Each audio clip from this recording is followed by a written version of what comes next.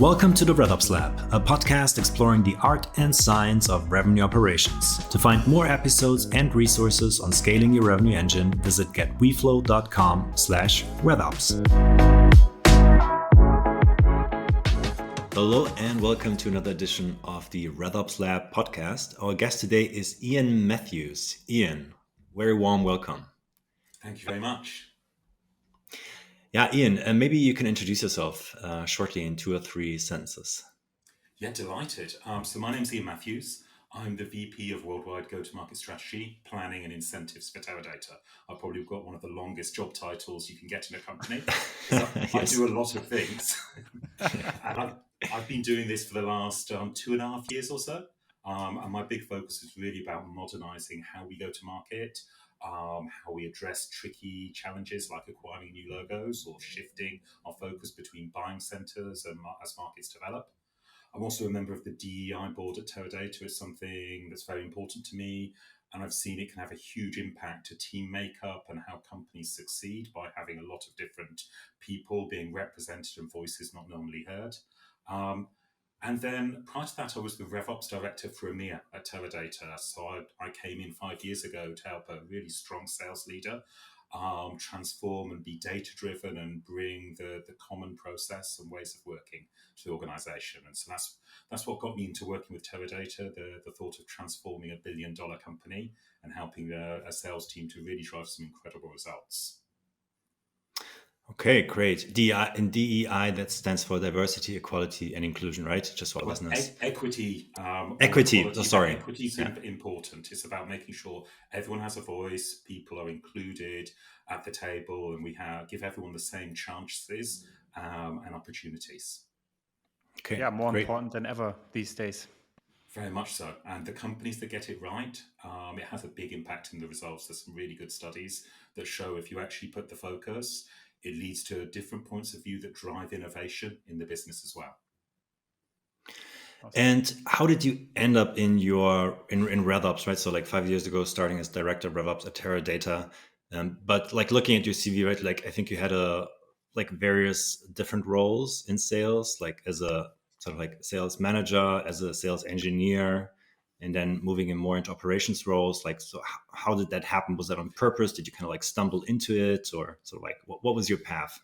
This is an interesting topic. It will lead on to us talking about forecasting later, because it's true. I admit it. I'm a recovering salesperson or sales manager. I was quite a good salesperson, actually. I thought I was a very good sales manager, especially when it came to forecasting. And that's how I started getting involved in RevOps, because of forecasting. Mm-hmm. So I started my career at a company called National Instruments, worked there for 18 years. National Instruments was actually the same age as me. It just recently, last year, got acquired by Emerson. But it was a great starting point in people's careers. A lot of engineers joined it and then went on to become salespeople, marketing, product, and out into the marketplace. And we were working a lot with data, but industrial data, things from the factory floors, helping test and simulate products or build control systems. And so in 2005, I've been an applications engineer to start my career. I've been a technical salesperson and then a more senior salesperson. And I was a first-time sales manager. And with my engineering background, I started to think about, well, I need to forecast. That's a big part of a sales manager's job. I have to get deals over the line. I've got to help my team get deals over the line. But more importantly, I need to be able to call a number. And so I realized I couldn't just do this on gut feeling. I couldn't just put a big number out there and say, we can do it, and get the team hyped up to try and get there. I wanted to have 97% success rate on forecasting. That was my personal goal. I was a bit ambitious, but at the time, this was where we were doing a mix of small and big deals. There was some volume that gave you a baseline, some bigger deals that carry over the line. So I started building Excel models and started to blend art and science to be the best forecasting sales manager in the UK. Now, at first, there were only 2 sales managers in the UK, so it wasn't exactly a big competition. But I started getting involved in other conversations at that point about data, systems, quality. I was asked to offer opinions on CRM evolution. And at the time, we were on an Oracle platform. We were going to a slightly different Oracle platform, but what things would we need to put in to make it more effective for inside sales, for field sales, for sales managers. And then as I developed as a sales leader, I actually ended up working in France for a while, running a French sales team, and then became the industry leader for aerospace and defense for National Instruments for EMEA. And I was really getting involved in things like continuous improvement. How do you define the process? How can you document it in a more formal way? How we were going to start to change the CRM for a future state with SaaS becoming available.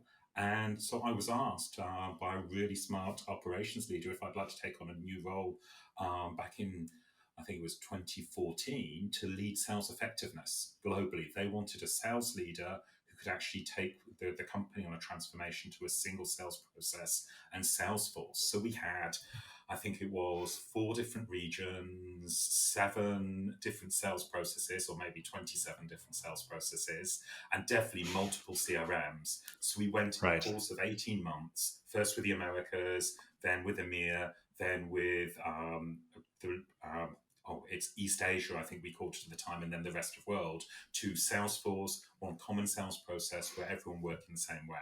And so I helped to impact almost 2,000 different people, from sellers to managers to support teams, to get to that process. And that was the moment I had a job title that was formerly an operations job title, even though for the prior 10 years I'd been doing operations on the side. It also led me to think, actually, I want to be more involved in the world of data, technology, analytics. I want to shift from the world of manufacturing technology into the world of data. So I joined a startup, did a few years there, but actually found Teradata as a company that had the scale that I like to play at. I like a $1 billion company because when you move the needle, you move a really big needle, but also $1 billion is actually quite small in big companies. So it means you know who the leadership team are. You can have a conversation with key people in the company so you can understand the business. And so that's what took me on the journey to Teradata. So I'm still a salesperson at heart, because that helps a lot in the world of RevOps. You need a few different viewpoints in a team. And so I always think you should have at least one ex-salesperson, one person who spent their career in operations, another person who's done a bit of finance, so that you've got those points of view around the table and you understand the complexities, because our job is to know everything.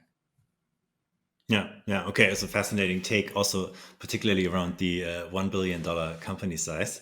So like it's big, but it's not too big to not to know most people still at the company and talk to them. Yeah, and also it's the race car of the enterprise. It's the race car of the enterprise. Yes.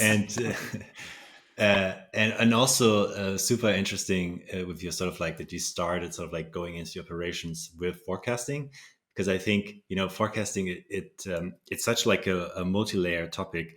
It's not about like arriving at like one final number that is, I mean, obviously, hopefully is super accurate, but it's also all the steps that you take before that, right? Like the data that you collect, the sales process, how you enable the people to do that sales process, how you kind of like collect the data, all the meetings that you have around that, pipeline inspection. And it's like, it's huge, right? Like essentially in the end, like if you want to arrive at like a really solid forecasting number and have high accuracy, then you need to nail basically the whole sales process that happens before that. And then high accuracy is just like the sort of like the outcome of having like a really good, otherwise structured and aligned sales process, I would say, right? So you can get that longer term. That's the holy grail, as it were.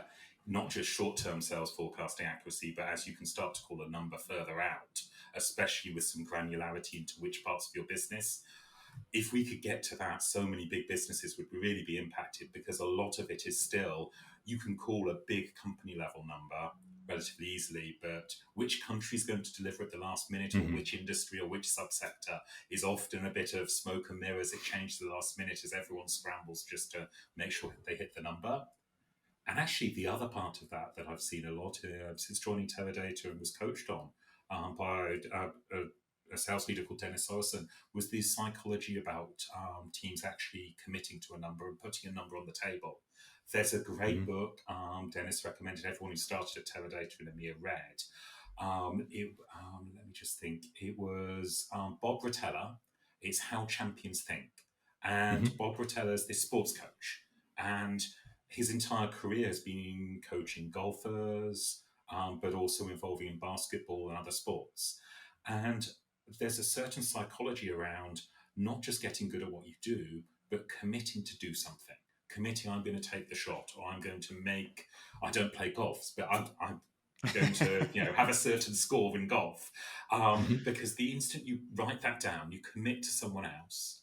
Suddenly, it's locked in, and that makes you try a lot harder and pull people together. So certainly one of the top level things I learned in the last 5 years was by getting people to commit to numbers and have everyone buy in on those things, you suddenly find people will find ways to make sure they get to that point. And we saw great examples where if a big deal was slipping out, teams would just try everything to not just save the deal, but if they couldn't, keep the deal in the commit, to find another deal to swap in, so they could still maintain that committed number. Because you don't want to punish teams for things outside of their controls, but you also want to encourage them to find ways to get there. And that pre-COVID was one of the things we found worked really well. The teams would really buy in once they made the commitment, that if they hadn't made the commitment, sometimes that you wouldn't get the same result out of it. And it turns out in sports, that's a huge part of it, but in sales, it applies really well. So it's a different bit of science to forecasting than what we're likely to talk about, the psychology rather than the systems and process. Yeah, but I love this very much, because I think forecasting is, how do you improve accountability? And this is exactly right. So it's an operating cadence you run with very clear rhythm and processes. And of course, you need to make sure that the process and system and data side is correct. But at the same time, it's also about improving the game, right?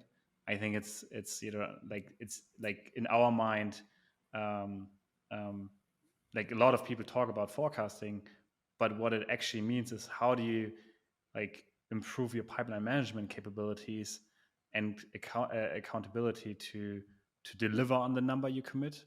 And I think that's really, like, if you think about most sales, that's what they care about, right? It's like, it's very easy to sit in a boardroom and have a discussion about next year, and to basically come up with, the number you need to hit to be attractive for the investors. But it's really, really hard to build a bottom-up model that is reliable and proves the core selling motion and go-to-market motion. And I think that's often where a huge disconnect is. So I also really love that you mentioned the finance side of things in RevOps. I think that plays a big role, right? Like, I think the best RevOps teams are not deeply embedded into the revenue teams, but also deeply embedded into the finance teams to build that bridge. Yeah, completely agree. Okay, so maybe very briefly, because we have not talked about it yet, but Teradata, right? So like the episode today, the key focus really is on how RevOps is run at Teradata, because I think it is a fascinating company, both in size, but also in what they offer. Quick recap, right? So it's 6,500 employees worldwide. Teradata provides enterprise software for data warehousing, analytics, big data, and then also some related services around it. Company was formed 45 years ago as a collaboration, and that's something I find actually fascinating, as a collaboration between researchers at Caltech and Citibank. So Citibank had a data department, and then they worked together with the researchers at Caltech, and that's how Teradata was formed. And then one of the earliest customers in the early 90s was then Walmart, I think. Yes. And so, some of our customer names, people just kind of go, wow, that's one of your customers. And because we've been around a while, 40 plus years. What's really scary, because you're startup guys, you probably just could, getting your head around this. We have people on our teams who've been with the company 40 years. Celebrating 40-year anniversaries, 30-year anniversaries. And it's incredible, the amount of knowledge, especially the amount of customer knowledge. So the people on the customer teams, some of the people who worked in retail have worked with just one or two big names for 40 years. It's funny that the title on their office door or their business card has changed, because Teradata has been part of NCR and other companies along the way, but we're our own company and have been for a while. But the wealth of experience and the innovations. And so often people think of us as those data warehousing guys who've been around for a long time. And it's true, actually, we form the core of some of the world's biggest banks, retailers, telcos using our platforms for critical data management, data warehousing, reporting, and insight.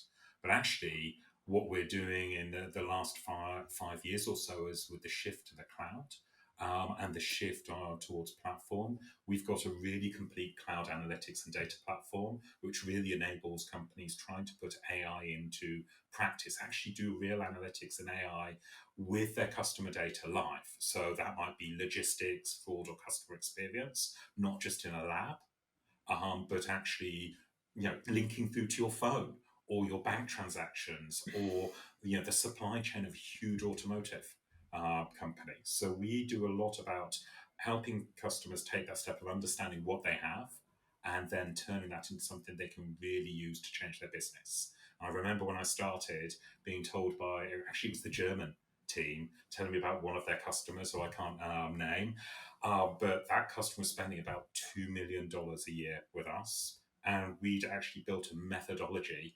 up to understand the business value that was being generated, and worked with each customer to say, okay, so the decisions you make here, getting them right, what's it save you? So that $2 million investment in us was actually generating $1 billion in ROI for this German organization because of the criticality of the decisions they made with the data. And they also worked out to do that on another platform. They could do small things really cheaply, but to do at the same scale on another platform, they'd have to spend 5 times as much. And they wouldn't even know if it would work until a year later when they put that into place. So in those scenarios, that's what we're really good at, is working with the world's biggest companies to really drive impact and value. So our customers are big and complex. Small as $1 billion. For us, that means we do work with small organizations, but the ones who really drive the most value are the ones who have enough data at scale. So governments, banks, hospitals, telcos, where there's millions of customers or millions of employees or millions of citizens or millions of components.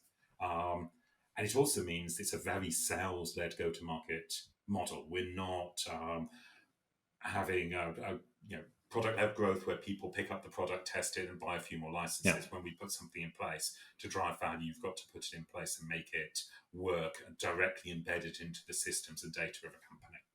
But that's what I like, and where I've spent a lot of my career, even in the manufacturing world. I like working with big organizations who can do standardization, who can make a system-level change that really moves the needle for them. Yeah. And maybe let's stick with that topic for a moment. So there's this framework by Hilary Hadley, where I'm not sure if you're aware of the framework, but she presented it recently.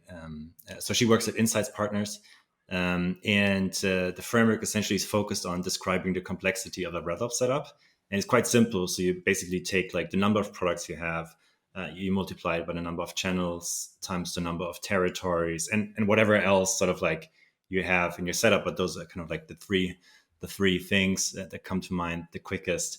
And then you end up with a number, right? And the higher the number, the more complicated. So if you have one product, one territory, one strategy, right? Your complexity is 1. But then you add like one product, right? And like it increases, right? Like quite quickly. So what's your number? It's kind of like my question. It comes down to the roughly of territory more than anything else, because we've got a unique advantage. We joke sometimes, well, how many products do we have? Well, if you look at our component list of everything we could do, hundreds, but actually we have one product and we call it Vantage. And it comes in different flavors and can live in different places, but it has that same core capability. So we've got Vantage on-premise in its core form. That's traditionally how organizations might have been using it, or certainly in regulated environments where cloud is tricky. We have a Vantage Cloud Enterprise, which is a seamless transition whether you're on-premise or in the cloud.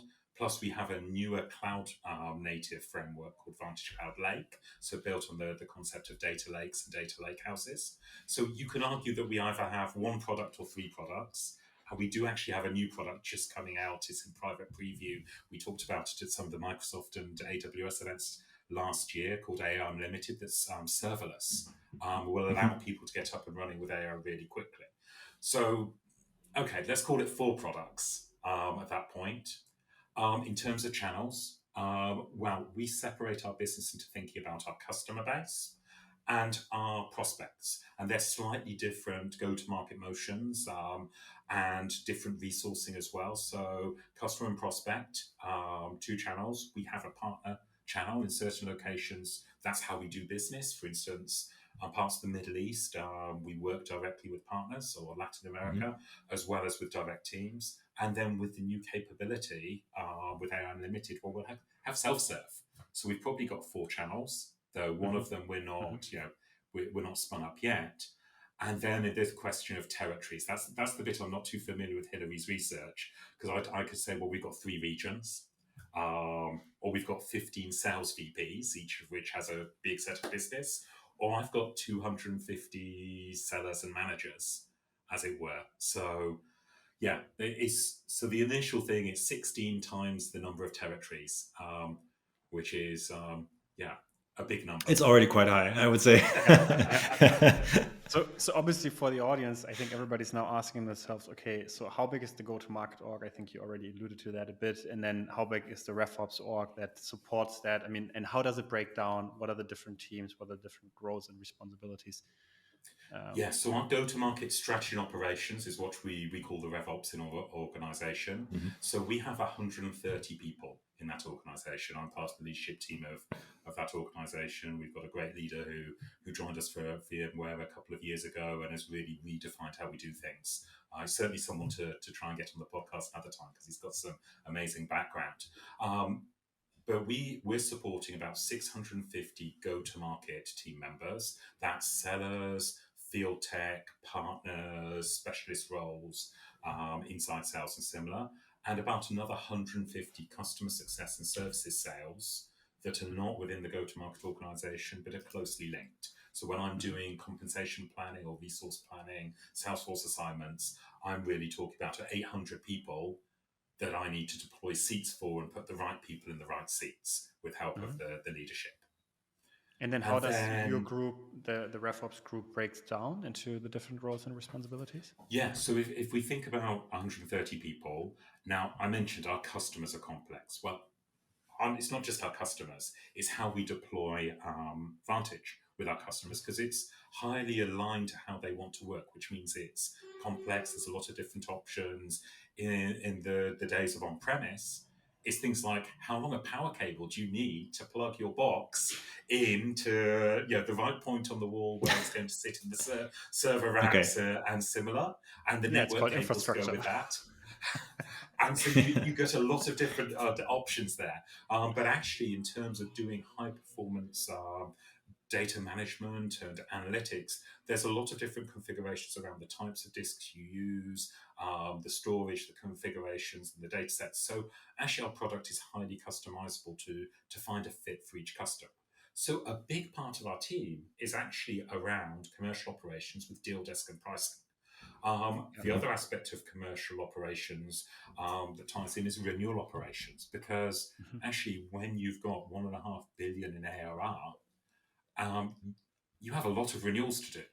And just, you drop 5% of your renewals, we're not talking tiny numbers there, we're talking really big numbers. So we have a renewal operations team that is focused on 9 months ahead of a renewal, structuring the elements of the renewals. So the sales teams and our renewal specialists and the renewal account managers out in the field and customer success are going in and really well armed. So about 50% of that 130-person team is commercial operations around deal desk pricing, proposals, and renewal operations.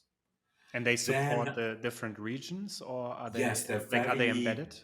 Yeah, they're very regional execution focused. So they're aligned within our team, within our deal desk structure and commercial operations structure. But where you see where people sit, they sit very close to the sales teams. They're highly aligned. There's leaders who pair with regional leaders. Whenever possible, we have things like deal managers who work with a certain set of sales managers or certain countries. So they know a lot about what's going on. They know the business really, really well.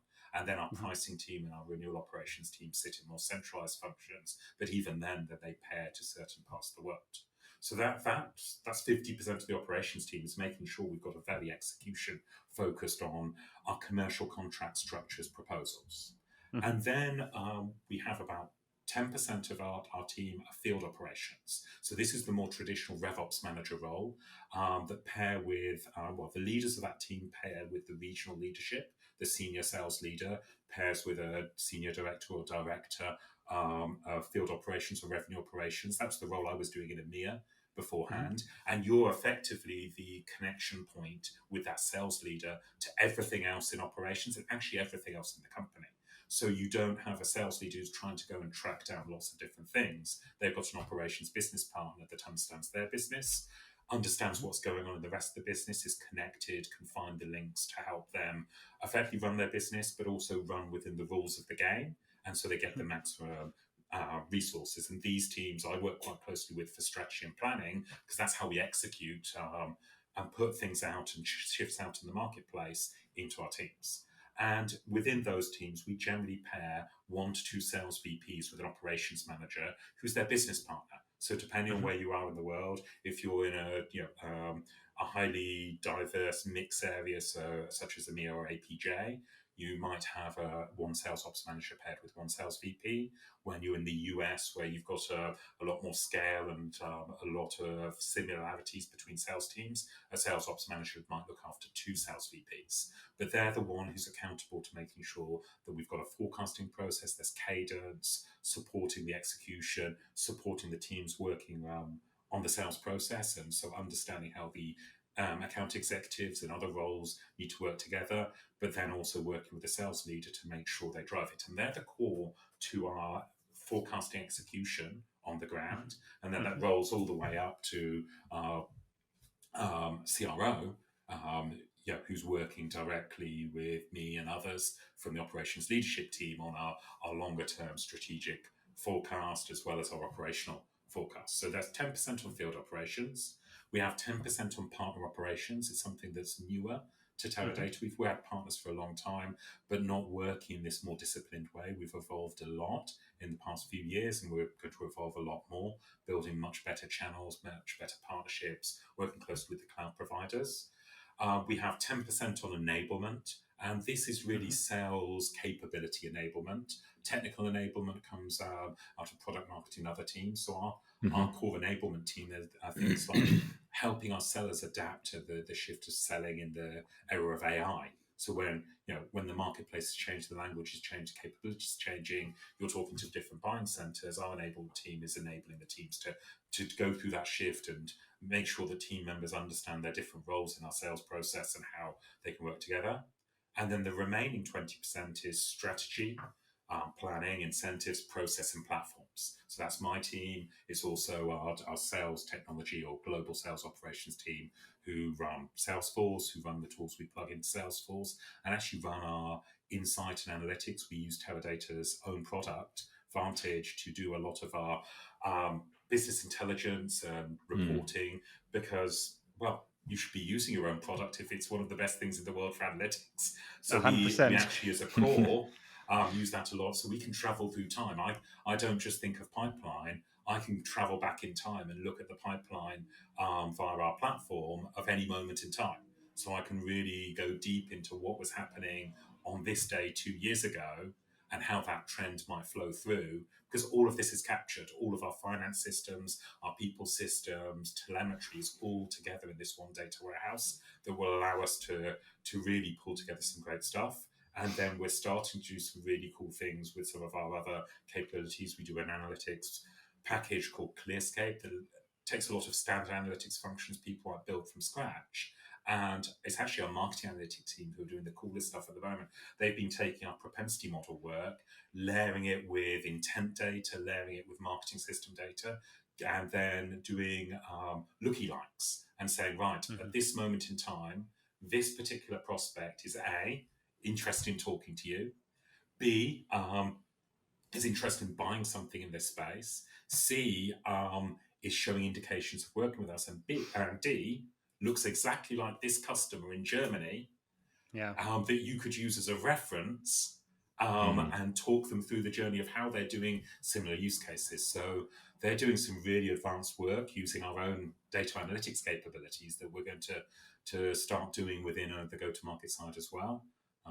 It pains me to say this, the marketing analytics team got there first and they've done some really cool things. So I'm going to steal them and use them. But we're in partnership. It's all the same Yeah. team at the end of the day. I mean, I think that's actually really fascinating. How do you bring basically light into this dark funnel at top of the pyramid, right? Like, who are the companies that are actually in the market buying, and what are the signals to then use them to increase likelihood of success and closing them. I have one question. So you mentioned field operations, right? That works as a RevOps business partner, and then also the enablement team. Do they work closely aligned? Is that something? Yes, well, all of us are really closely aligned because the field ops are the people close to our sales teams. If I want to know exactly what a salesperson is thinking, I've got two options. One is I call up one of the salespeople I know and get their opinion, or I speak to one of the field sales ops managers, because they are day in, day out talking to tens of people who are close to the customer. Our enablement team is a centralized team. They're building in collaboration with feedback from the strategy side, which is my side, but also the field op teams and the sales teams that are going to be consuming that. And then when it comes to pushing that out, working closely with the field operations teams as well to push it out. So it's something I've seen when I joined Teradata. It just clicked. This is the model I like to use in a larger organization, having these business partner approaches, because then they create the glue as well with local marketing, local finance, local customer success. And it truly is that RevOps system level thinking of everything that's going on. And our best field operations managers have that insight. You could ask them about any part of the business in their location, and they could tell you whether it's marketing or sales or something else. They'll have a view of how it connects together because they're living and breathing that constantly. And that gives us real insight into what's working or not working at that point. Awesome. Yeah.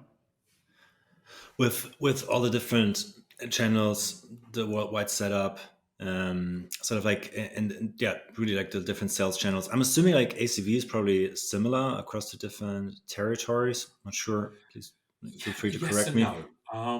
Yes and no. So we talk a lot about ARR, annual recurring revenue. The reason is we split things into different sales motions. The reason we split into sales motions because the complexity of dealing with large customers is interesting. So we have a new logo sales motion. With that, actually, the deals are faster and smaller because we're working to help organizations solve a key business problem that will expand into a traditional Teradata platform longer term. And that's a new selling motion that we've introduced in the last couple of years that we're still refining. But we see deals there being 6 months, 9 months, hundreds of K, not millions in terms of ARR. But then once you've secured a customer like that, the expansion capability is really interesting. So we have a separate expansion motion because whether you've just secured a new logo or you're working with an organization that's been on Teradata for 20 years and has a $10 million install base, there's always new things you can be doing. There's new workloads and different functions. So IT may have a core platform, but actually, what about the logistics division? What about the marketing team? There's different use cases, workloads that can either expand your IT instance or have a complete new workload, especially with cloud going on, because you can very easily spin up a new instance and have multiple workloads or clusters working in parallel, so you don't ruin your financial reporting by doing too much workload from the customer, the customer experience side at the wrong moment. One of the things I've liked about Teradata's original architecture, it copes very well with additional things happening at the same time, but core workloads always delivering on time exactly when you need them. So we've got this idea of expansions. And there's also incremental events, and some of the bigger ones are linked to business changes and renewal cycles. Then we have migrations. And migrations for us is when you're modernizing an organization. You're taking what might be a legacy or on-premise technology and moving them to cloud.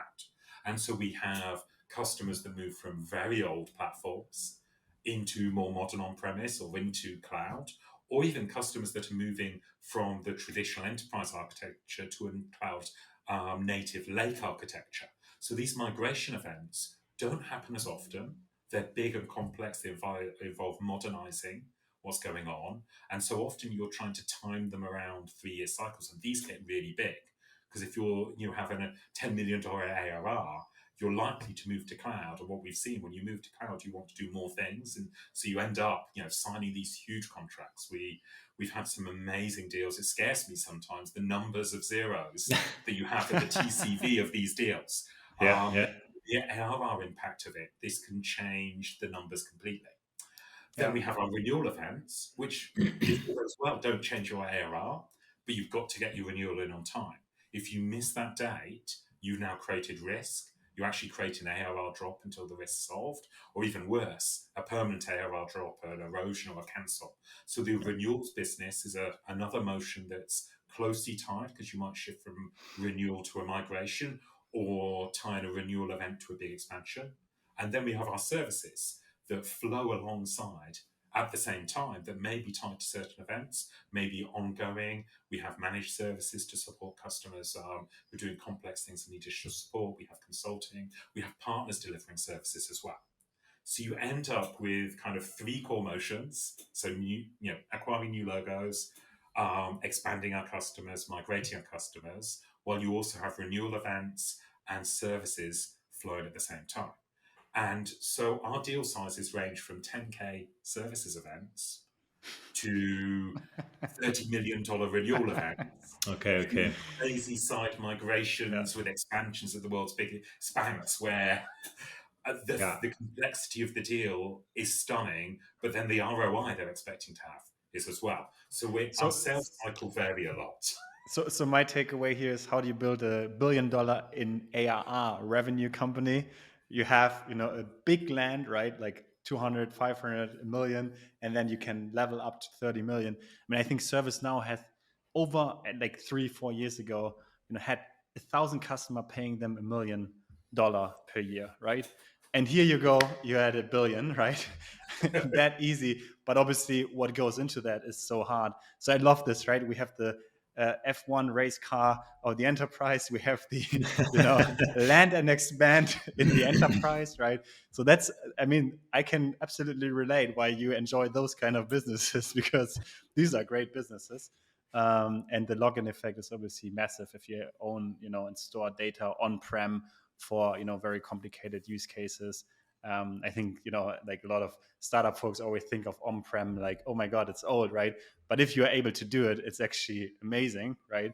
And of course, you have to transfer to cloud. There's no question about it. But obviously, talking about all this, right? Like this huge range, what does that mean for your forecasting process? Both the new logo, expansion, renewal motion, but then also kind of the wide range of ACVs. How do you do it, right?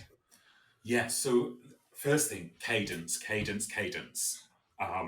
You know this, I think everyone knows this. If you don't have a cadence, you're just playing guesswork.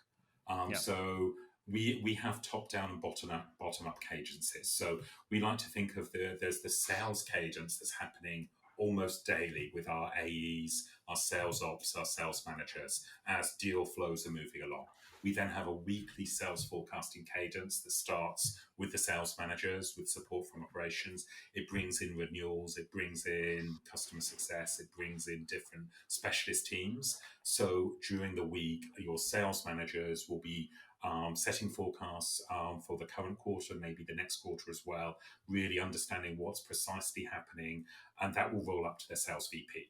And then just a question there, quick question. Sorry for interrupting, but do the reps actually call a number, or is it the sales managers calling a number for their team? The reps call a deal to start with. So we use forecast categories. This is a big part of it.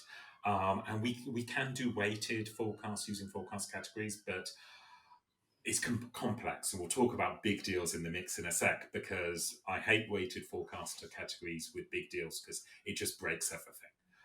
But we ask the reps, is it pipeline, upside, or commit? So we want them to commit deals. We're not committing them to a number per se at the rep level, we are asking them, if you're putting it in commit, you've got confidence in order of magnitude, you've got confidence in timing, as well as the fact you're going to win it. So when it's in commit, you're saying it's going to be roughly this size, it's going to at least fall within the quarter that you've said it, and you're going to get it over the line in the quarter. And we have tools like MedPick. We use a lot to actually make sure deals are qualified in our sales stages. There's certain things that won't let you progress till you get a certain amount of qualification. You can't get a deal into stage 5 if you don't have an approved quote. So that means the deal desk has been involved in it. And so we put supports and guardrails in, also police measures in, to make sure that we, as we're advancing deals, we really know where they are and we have a good insight. So the reps generally have very good insight because reps aren't committing big deals every week. If you imagine you're a rep, you might have 1 or 2 big deals a year that are in flight and lots of smaller deals. So the sales managers are working on a small number of deals where they're really trying to validate the reps, and they're putting a second level of forecast on top of that. So we have the reps forecast, and then the sales manager puts a forecast again. On top of that, they're putting in a low commit or a high status or outside of forecast to it. And at that point, they're not necessarily calling a number at the sales manager level, but they're calling a set of deals to their sales VP. Now, when we get to the sales VP once a week, they're looking at that portfolio of deals that their sales managers are bringing them. There's a certain amount of other deals that are small, standard renewal events, services, and all of that that's just saying, this is my baseline. This is going to happen with a statistical probability that it's all going to work out. Really, I'm looking at the set of deals that will move the needle. And depending on which sales manager or which time of year, your sales VP might be looking at 10 deals, might be looking at 30 deals, but they're not looking at 1,000 deals there. They're looking at the ones that are several hundred K or more, hopefully several million or more. And that's the point where they're building their forecast. And the forecast is really made up of 3 numbers. There's the low. These are the deals that are closed. These are the deals that are, I'm signing in blood that these deals will come in no matter what. Then we have the commits. These are the deals where we have every intention of securing these deals. And if a deal's committed, I will find a way, or I have the ability to swap in a different deal to replace it if there's some risk. So we often have the scenarios as we're talking at that level that a GOVP, and I remember when I was the EMEA RevOps director, our French team was amazing at this. And they would say, right, this is our deal. This is our deal. It's $1 million. These are our 2 upside deals. And I guarantee you, if this one slips, I'm going to swatch in one of these other deals to cover it. And they always got the $1 million deal. Normally on the last day of December, they always got that big deal in. But it wasn't, you could never tell which deal it was going to be because it could have been one of several. Get out the champagne. We need the champagne. Let's get that deal. And so that was the thing. They would commit to a number, and they always, 99% of the time, would bring that one of the big deals in because they knew you can't be successful in our game if you're just putting all your money on one bet. You've got to have a couple of other things going that maybe are going to be your commits for next quarter that will allow you to secure. If something goes wrong, you've got the ability to put some incentives, do something different, to try and move it up and speed it up. And we've got some really good reps as well who always, initially forecast a deal in December or January, and they're going to, as we get towards July, they're going to start saying, well, there's a chance I can maybe do it in September, but I'm going to need some help. One of our Swedish reps is amazing. For several years in a row, we always joked we're waiting for him to finally commit the January deal into September because he was making a habit of just bringing it in at that precise moment because he knew his customer well, but he didn't want to overcommit until he was sure.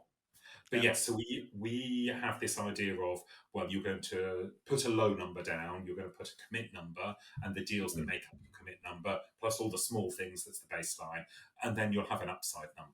And we always forecast around 2 numbers, a total ARR growth and a cloud ARR growth. Reason for that, cloud ARR is a subset of our total ARR, but it's super important for us, for the markets, because we've got a goal to become $1 billion cloud company by the end of 2025. We're on track with that goal. We've got some challenges, some big numbers. And that means you can get there a couple of ways. You can get there by selling lots of new things in cloud, but you can also convert things from on-premise to cloud. And that converting doesn't change your total ARR, but it increases your cloud ARR. So we always look at the two, because if we could do it all from brand new big cloud systems, of course, total ARR lots, so does cloud ARR. But in practice, it's a mix of different motions. So we And forecast two numbers, and that rolls up, and then on a every Monday, our CRO will speak with each of the region leaders and have that same conversation about the commit, how's that commit changing, what's reasons for things, where the deals are, and similar. And then on a monthly basis, that rolls into what we call the finance outlook process, and that's the more formal company forecast, where we build out the revenue flows of all of those. We map out the current and next quarter, or even full year revenue, as well as ARR plan, and that becomes the company forecast for decision making and similar. So we've got this ability for sales to always be moving up and down a little, and then there's a monthly point where everyone comes together and locks a month's forecast, and that forms the right. This is where we are. We're 3 months into the year. Or, well, at the moment, we're 2 months into the year. We've got 10 more months to go. So here's the confirmed 2 months. Here's the projection, 10 months. And then sales carries on forecasting and tweaking in month until we do the next formal outlook. And then that rolls up into our quarterly process, decisions, and we start planning for 2025. That will start in June. As we're starting to build the long range plan as a company, how we do expect the top down view of these things, and then what are we going to build out underneath that long range plan to support and understand, well, what does the expansion mix look like? The industry's growing like this. What can we do differently to shift the needle? And that's a big part of where we've grown and succeeded as a business, as a RevOps team, is building this view of productivity. And so we build productivity with this concept of selling effort, where we look at each of the sales motions and say, not just how much additional total ARR have I done, but what's our new name productivity, what's our migration productivity, what's our expansion productivity, and then what's the selling effort, and how does that improve per AE or per dollar spent in go-to-market. In the last few years, I'm really proud. We've been driving productivity numbers up. We've had a 15+% CAGR on our selling productivity, which means we're doing more with less, and we're shifting responsibilities, we're shifting our ways of working in a consistent fashion to really drive that kind of productivity.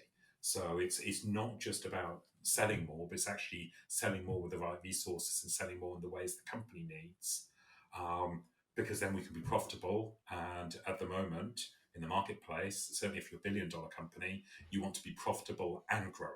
And there's a careful balance there. You can easily be growing massively and blowing away funds, but we're trying to grow in a sustainable fashion and be around for the next 40 years, and the next 40 years after that. So I would actually love to dive into the sales productivity and how you shift that, but we're actually at 50 minutes, and I mean, time flew by really, really fast. It sounds almost like we have to do a part 2 of this, but yeah, I mean, really, thank you so much for sharing all this. I think we could dive into many different directions. But before you go, right, like I'd love to ask you our closing question. I mean, if you think back, you with your experience in sales engineering and being a sales person and then a sales manager, like what would you tell your younger one, knowing what you know now, on how to progress your career, and yeah, what should you keep doing? Yeah, and this for me is something I tell my team a lot. Try it. Don't think it's too hard. Step up and work out to solve something. Take on a new role. Do an impossible thing, because it's going to be challenging. It's going to be scary, but you learn so much. And if you set a big goal and you don't quite get to the big goal, but you get a long way there, you've probably moved the needle more than anyone else. And I've had that attitude for a long time. It's been part of my success. An old boss once said to me that these were words of wisdom I've followed almost every year. Ian, do one thing every year that will get you fired, but make it so important, so valuable, and do it so well that you're wildly successful and no one's going to fire you at that point. Love and then that. he said, By the way, just remember, don't do two things. Because at that point, you will get fired. That's amazing. That's amazing. Okay, Ian, great. thank you so much. Thank you so much. Yeah. Absolute pleasure. Thank you for giving me the time. All right. Yeah. See you in round 2. Thank you. Bye. Bye. Thank you very much for listening to this episode of the RevOps Lab podcast. Please consider to like and subscribe our show and give us a 5-star rating on wherever you're listening. If you have feedback or suggestions, let us know at podcast@getweflow.com. We read and reply to every email. Thank you.